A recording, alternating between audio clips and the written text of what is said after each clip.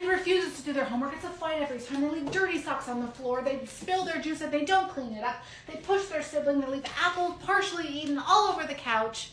I know you want a boundary, but none of these situations are boundary situations.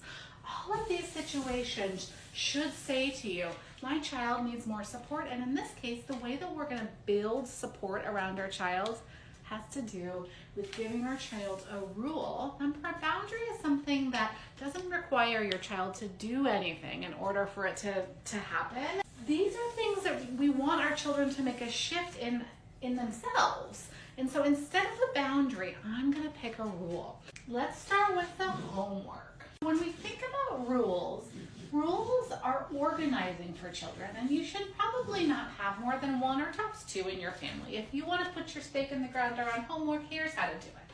We're going to do it in the same place every time. The rule is we always do our homework here. Here's our table. We're going to always sit right here. I'm maybe going to sit right here with you to anchor you. I'll be on my computer. You do your homework. Here we go.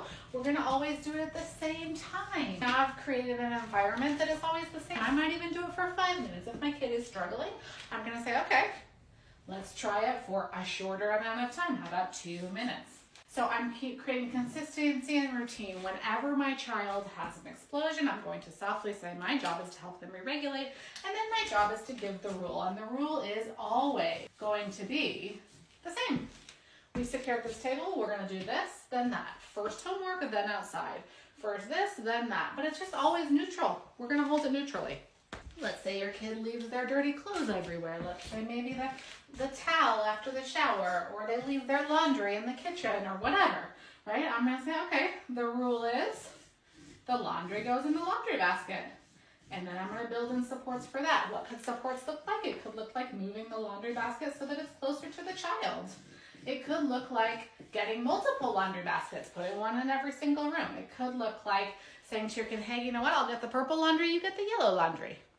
But what's key is even if your child forgets, we always put our laundry into the laundry basket. And that's going to be easy because we're going to build the supports around it, and then we're going to offer our children praise. Same with this one.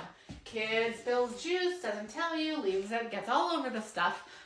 Okay, so you find it. Now I'm going to make a rule. When we make a mistake, we always clean it up. And then I'm going to find ample opportunities for my child to practice cleaning up mistakes. This is all good. Here's a towel. Here you go. I'm going to put it in their hand. I'm not going to double down into the resistance with them. I'm just going to say, oh, we always clean up our stuff. Come on, I'll help you. I'll get the cup. You get the wet towel, right? So then I'm breaking them up. I want them to be successful, honoring this rule, and so I'm going to give them all kinds of supports in the cleanup of the juice. Notice that supports are super important. Also notice that all of these rules don't have a ton of language in them. We want to reduce the amount of language that we have in our rules. Finally, let's do this one, siblings fighting. So if you've got kids who are constantly pushing, I'm going to make a rule that is hands on own body. And many of you are going to say, I have that rule and it doesn't work. Well, you've got to provide supports for it. So if it's not working yet, we need to figure out what kind of supports your child needs. And probably what they need to do is practice keeping their hands on their own body. And so I'm going to set up a situation. I'm going to sit with the child who's the most provocative, most likely to get their hands not on their body. And I'm going to sit right behind them. I'm going to say we're going to practice keeping hands on own body for 2 minutes. I'm going to put a timer on it. And then I'm going to let them practice. And if that kid's hand comes up, the rule is hands on own body. This requires my own deep regulation. Do you see that when you put a rule in place, they're not punitive, they're not negative, they're always positive. They tell you exactly what to do. They're kind, they're neutral, and they involve the adult helping the child to actually do the thing. So if you've got here, lose the conversation about punishments and consequences and all that nasty stuff, and come over here. Get a rule that works, put it into place, and then offer your child ample supports to cooperate with your rule.